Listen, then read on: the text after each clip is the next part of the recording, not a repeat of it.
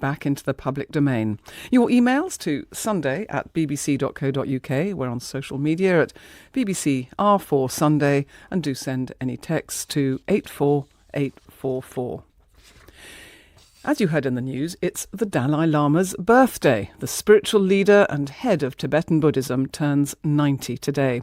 It'll conclude a big week for his followers after he confirmed on Wednesday that he'll have a successor after his death, who can only be appointed by his trust. I hereby reiterate that the Dalai Lama Trust has the sole authority to recognize the future reincarnation. No one else has any such authority to interfere in the matter. Well, to find out how significant this is, I spoke to Lagyari Namgyal Dolkar, a Tibetan MP at the Tibetan Parliament in exile in Dharamsala in India. The Dalai Lama has previously said that his successor would come from a free country. Well, the latest announcement that His Holiness the 14th Dalai Lama has made is a reassurance and, if I can say, acceptance of the repeated requests and appeals made towards him by his followers in India, everywhere across the world, but most importantly, Tibet. So I believe that it's because of the fact that he wants to push and endorse democracy and the importance of the voice of the people. Hence, he's mentioned on frequent basis of how it might not be important to have the Dalai Lama institution to continue unless the people really wants it. So people have been really requesting him through letters and, verbal requests. And we believe that the recent statement that His Holiness has made is a reassurance to us that indeed His Holiness the 15th Dalai Lama will come back to us. He can decide. I mean, he has the sort of spiritual authority to decide how he is reincarnated. That's quite a statement, isn't it?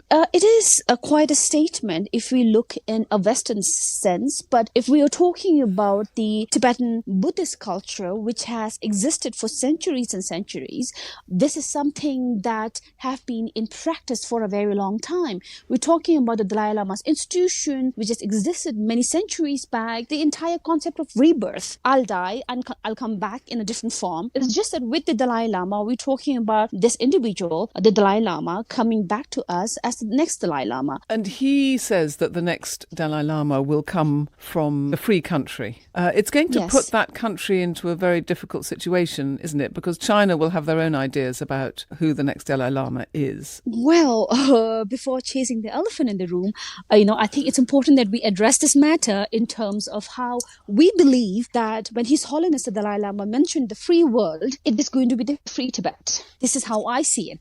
But sorry, that's one thing which is very important. Yes, but sorry, I'm sorry, I don't quite understand. When you say when he's talking about the free world, it could be a free Tibet. Are you saying Tibet would be free from China, independent from China? Absolutely, this is how I see it, because I am. But that's not likely. That's not likely in the next few years, is it? I mean, China has been confirming its control over Tibet. I agree, and we never also saw the British colonial empire fall that soon as well. So we never know what will happen, right? It's our belief in it. It's the persistence and the determination and the hard work and the sacrifices that Tibetans inside Tibet are putting in to ensure that the independent Tibet will be free again. And do you think the next Dalai Lama is going to struggle really to fill the current Dalai Lama's shoes? I mean, he certainly was a global icon. There was that incident a couple of years ago which may have damaged his image, where he talked about sucking the tongue of a little boy, although I know he meant to say bite my tongue. But there was quite a lot of bad publicity for him. Do you think he is still a global icon? Well, he has been this inspirational figure, not just for the Tibetan community or the Buddhist practitioners. It's been beyond that. We know that he's been an individual who's championed democracy. We're talking about his work in terms of peace and spreading compassion and action, non-violence resistance. Even when we're talking about this recent issue, clearly that event really affected his image, but it affected through the drive of the Chinese Communist Party's propaganda as well, and how they were able to manipulate and use this incident to really damage the image of His Holiness the 14th Dalai Lama. So allowing that to damage his years and decades of contribution, it just seems way too unfair. Lagyari Namgyal Dolkar in Dharamsala there. Well, we have the BBC's Samira Hussain, who's also in Dharamsala, and I think I can hear birthday celebrations going on around you there, Samira. Can we first address, though, this point that the MP was making, that this idea that the next Dalai Lama could come from a free Tibet? Is that something many Tibetans really think? There is certainly the hope that the next Dalai Lama would come from a free Tibet. And I think that's certainly something that everyone really does hope for. But in terms of practicalities, I think many people here, at least the people that I have been speaking with, are pretty accepting of the fact that that might not happen anytime soon, and that this next Dalai Lama would come from India, from somewhere within the Tibetan exile community. So, I mean, I can hear all these sort of happy birthdays behind you. So, presumably at the moment, people are thinking less about the future and perhaps more about the Dalai Lama as he is now. He's well, is he, as he celebrates his 90th birthday?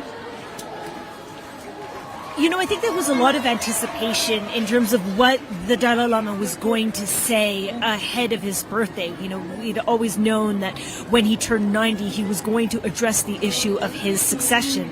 And I think there was a lot of apprehension about that. People were worried whether or not he was going to do away with the tradition altogether. Once he made the announcement that, look, it's going to follow the same Tibetan tradition that has existed for centuries, that has alleviated a lot of fears. It's assuaged quite a few people. And as a result, I think these birthday festivities have really taken on, you know, an even more joyous kind of atmosphere. There is singing. You could have heard the happy birthday that was being chanted just earlier. And, you know, if anyone was wondering, there is in fact birthday cake, and I was just offered a slice, so I'm thrilled. And the Dalai Lama has actually said he's going to live for a very long time, so maybe all these questions really can be pushed away for now. Yes, indeed. He did say that he expects to live another 30, 40 years. So who knows? It might not happen anytime soon. So can you just describe what's going on? I mean, we can hear drums and singing and everything. Just describe the scene for us. Sure. So actually the rain has just subsided. So all of these umbrellas have come down and everyone's dressed in these beautifully colorful Tibetan traditional outfits. And there are lots of monks, Buddhist monks that are here wearing their maroon robes, and they're with these beautifully colored saffron scarves. And there's just a real party atmosphere. There's lots of singing, there's lots of dancing.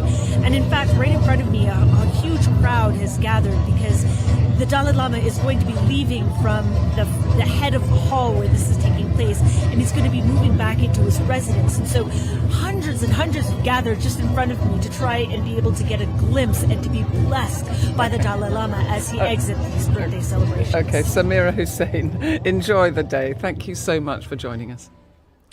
This week's Heart and Soul explores the young women